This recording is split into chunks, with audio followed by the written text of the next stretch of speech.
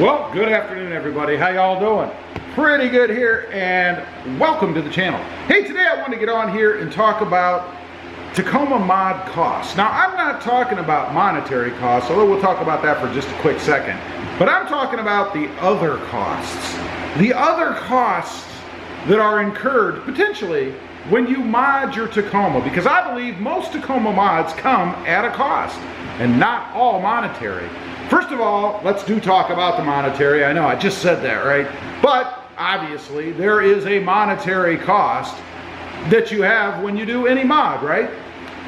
And particularly if you screw up that mod, you know, you're putting something on and you break it. That's happened. It's happened to me. Or you damage some part of the truck itself. Even if it's something so small as a little clip, right?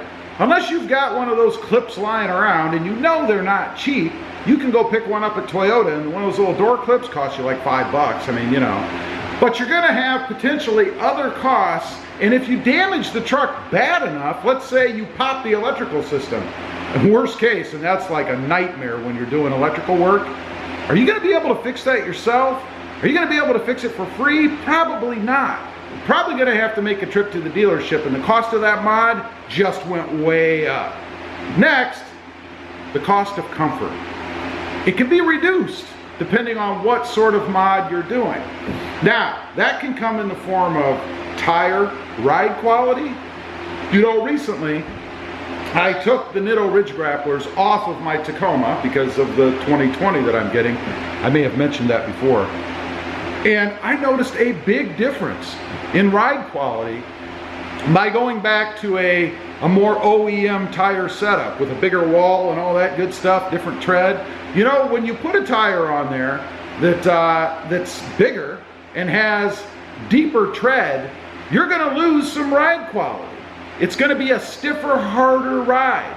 In the case of the Tacoma, you're even gonna lose a little bit of performance. I noticed when I put the OEM style tires back on, the truck felt more responsive. It felt quicker off the line. It even felt lighter in the steering wheel. Now, I don't know that I like that so much. I think I preferred the feel of the steering wheel with the Nittos on. But I did notice, like I mentioned, that it felt less responsive. It felt slower off the line with the Nitto Ridge Grapplers on. It felt much quicker once I went back to the OEM style. Now, that's a function probably of the width of the tire. You know, you've got more in contact with the ground, and the weight of the tire. You got gnats flying around out here. So you have more to move. They're heavier. And the Tacoma doesn't have a humongous engine in it. I mean, it's a V6, what, 278, 9, whatever horsepower. So you're gonna notice that. You are gonna feel a difference in performance or responsiveness in the Tacoma with bigger tires. Next up, number 3 is capability. The worst thing you can do to a truck, in my opinion, is put some kind of a mod on it and reduce its capability. You know, it'd be like putting a, I don't know, 500-pound weight permanently in the bed, let's say, and then not being able to haul as much because it's only rated for so much weight. The example I'll give, though, are wheels. Let's say that you go out and you put on some nice new expensive painted wheels like I have on, or had on my truck, the Fuel Ansa wheels. They're awesome. I love them on the truck. But if I was a heavy-duty off-roader, I may have just reduced the capability of the truck in that I don't want to take it off-road anymore. I love going off-road, but I don't want to take it off-road anymore. Why? Because I could damage those nice shiny new wheels I just put on, right? I mean, if you're gonna run them up against ruts and rocks and all that kind of stuff, you're gonna scratch them, you're gonna dent them, potentially you're even gonna chip them.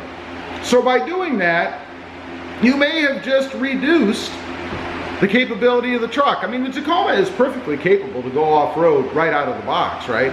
You don't have to do anything. If you're just a normal off-roader, now if you're an extreme off-roader and you're gonna be doing things that are nuts, well then you're gonna have to do something. But you probably don't wanna go with the most expensive, best looking wheel out there because they're not gonna be for very long. Next up, trade-in value. You know, recently I took almost, if not all, the mods off of my Tacoma in hopes of increasing the trade-in value. Why did I do that? Well, I've mentioned this in other videos, so I'm not going to dwell on it, but obviously if you take a heavily modded truck to the dealership, they're probably not going to give you as much for it. They don't care anything about the mods that you've put on. If anything, they probably reduce the value of the truck to the dealership. They want a truck that is stock, that appeals to everybody, not just a few people that might come in that might like what you've done. An example of that is, let's say that you took this nice, gorgeous Barcelona red truck here, and for some reason, I don't know, you decided you wanted to paint it pink because you love pink. It's a great paint job. It looks awesome. But how many people out there are going to buy a pink truck? Do you think you're going to get as much money for that as you would if you'd have just left it the way it was? Probably not. Next up, number 5 is warranty. You know, I get a lot of questions on the channel about warranty. People ask, you know, or tell me, they usually tell me, you've killed your warranty. You've lifted the truck and now your truck is not going to be covered. Now, I disagree with most of that.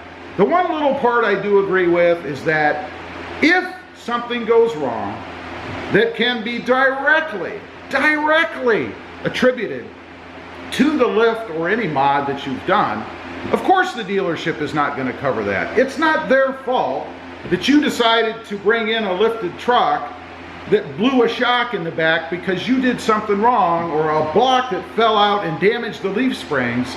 That's not their fault. They're not going to cover that.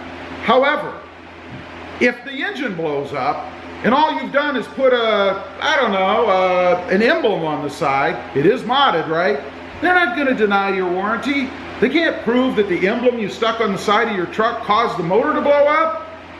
Maybe if you put it on the motor and it heated up and caught on fire and burned up the motor, they might have a case there. But otherwise, I mean, come on. You have to be realistic about these kind of things. Last up, excuse me. Last up is, and this is kind of a crazy thing to bring up, but it is true, and that is thievery. You know, when you mod your truck and you make it unique and it stands out because you've got this awesome lift and these fantastic, gorgeous new wheels and big tires, it's gonna stand out. People are going to notice it. Some people are going to notice it that you may not want to notice it, right? I mean, there are thieves out there, and these mods aren't cheap. And they go well on eBay or Amazon or wherever if they can get them off your truck. You know, I have seen pictures of these nice lifted modded trucks, right? They're lifted, they look gorgeous, they're nice and clean and painted and lights all over the place. And then you pan down a little bit and you see the truck sitting on blocks, if you're lucky.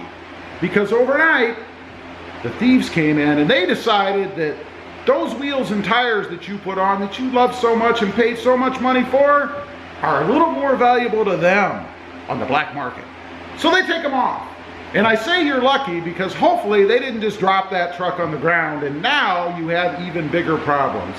Now, I'm not saying that you should never do anything because there are thieves out there, but you have to be aware that if you're going to mod up your truck and make it so unique that it just pops, which is what we're doing, right?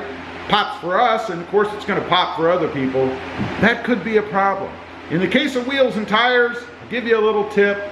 Make sure you put something on there that locks. It may not stop them from stealing them, but it's going to be a deterrent, and it might be just enough that they head down the road and steal the wheels and tires off that other modded truck. Anyway, I just wanted to get on here, talk about these things a little bit. That most Tacoma mods do come at a cost. Not only financial, but comfort, capability, trade-in. There's all kinds of things that can cost you money at some point when you mod your truck. So just be aware. I put this video out because when I first started doing this, I didn't have any idea about these things. I never thought about these things. I didn't know anything about it. So hopefully this video will help somebody out who's thinking about these kind of things, and at least maybe help them make a better decision about what they want to do so that they don't have any of these costs if they're important to that particular person. Leave a comment down below. Let me know what you think. Do you ever consider any of these kind of things? Does it even matter to you? Have any of these things ever happened? Let me know. As usual, appreciate you guys watching. Don't forget to like, share, and subscribe. And we'll see you next time on the web. Have a great day. Bye.